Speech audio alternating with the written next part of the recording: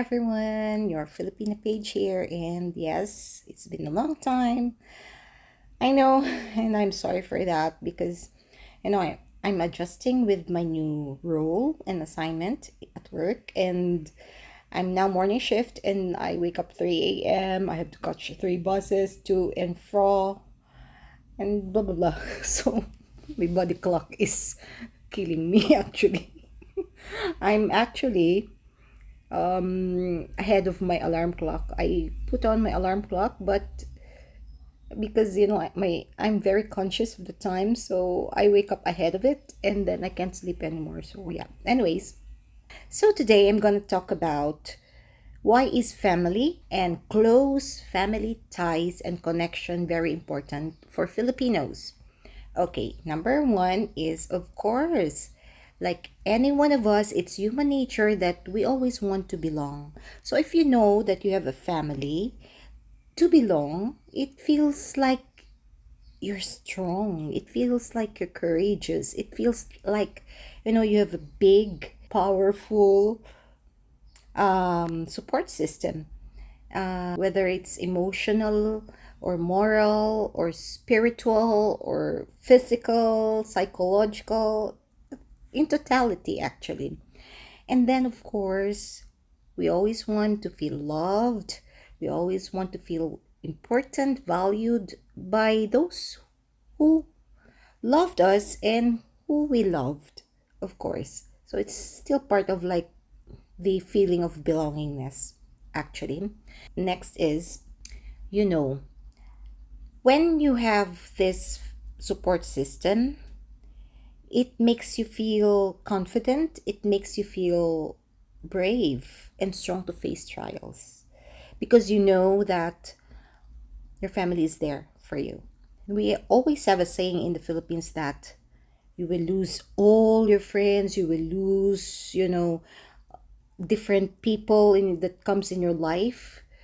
You may have arguments or conflicts or, temporary fights with your family, your relatives, but at the end of the day, they are still your family and they are the only ones that you can only depend on, and that who will always be with you.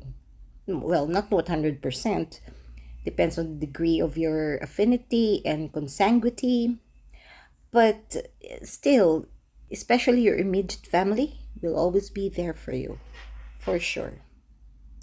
So that's why we really value family, because we understand that it is, of course, what makes up our nation, what makes up our society, and it is where we build our future. Like, for example, what I mean is like the values that we were taught, the morals that we were taught, the ethics that we were taught, the knowledge that they have imparted on us, whether it's non-formal or follow up from school, it's from the family, it's coming from them.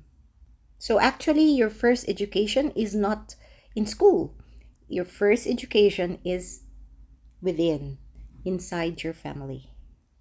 Your moms are your first teachers, actually. That's how we see it there, that's how we do it.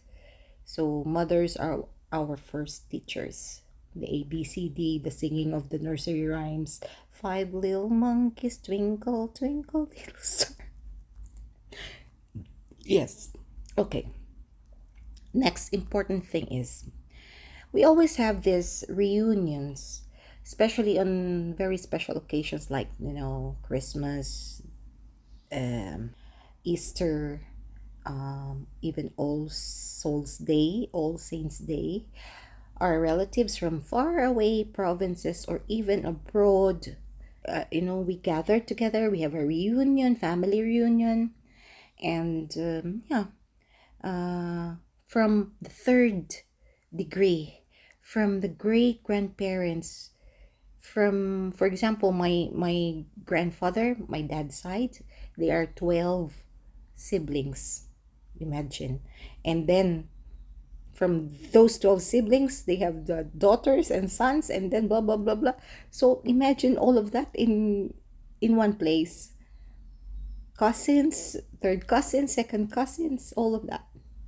We always do that, really, because we don't want to lose the connection.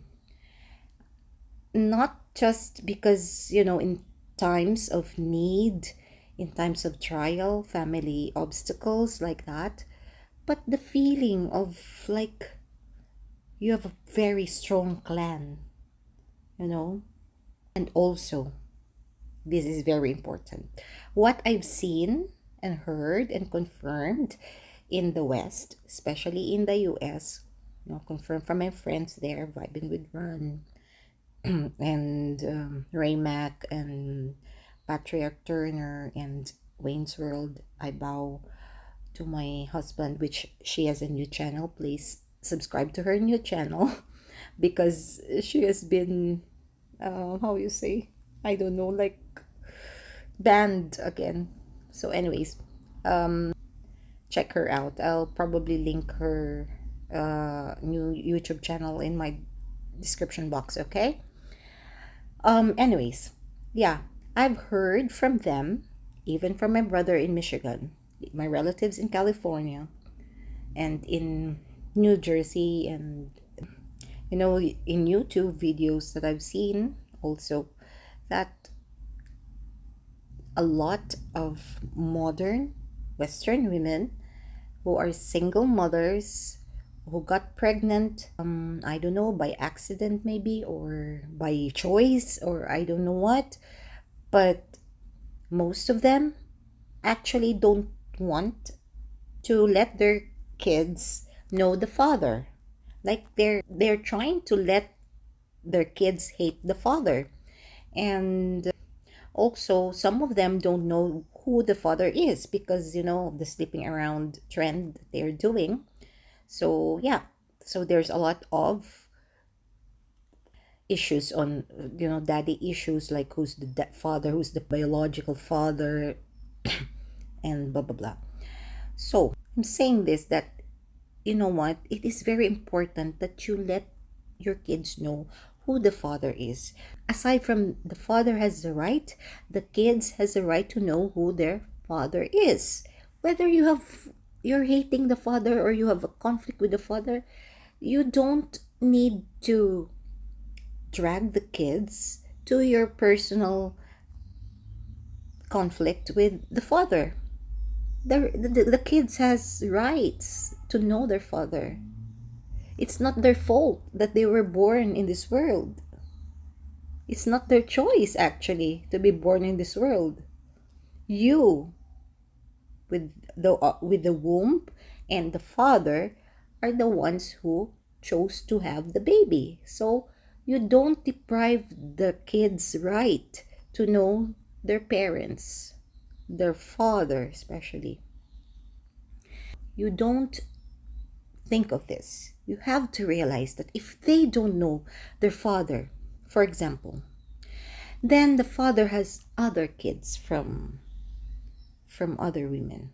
Then your kid, your let's say your son, to this guy, met the half sister, but he doesn't know. But your son doesn't know that he has a half sister.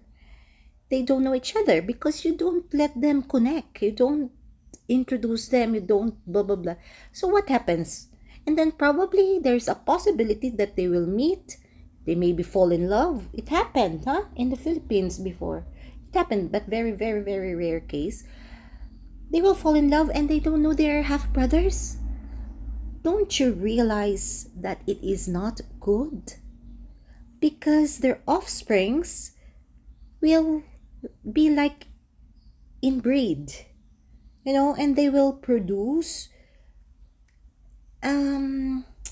abnormalities in their future kids. So that's what we are avoiding in the Philippines. Because actually you cannot marry even your second cousin there. So even the third cousin it's still not allowed, suppose, but There are several who already do that, but it's really quite a distant relationship already. But still, most of the time, and as much as possible, we recognize our relatives until the third degree. So that is the one of the most important point also, that you need to let your kids recognize the father, and you don't deprive them the rights. You know, aside from that, father figure is very important in the family. Really, father figure is important to the kids. I'm telling you, I swear, based on personal experience. Yes. Okay, so that's just my point. So I hope, I don't know if you will agree to me, but you have to think about that, those points. Okay? That's all for today. Bye. See you next time. I hope soon. Take care and stay happy and positive. Miss you guys and love you all.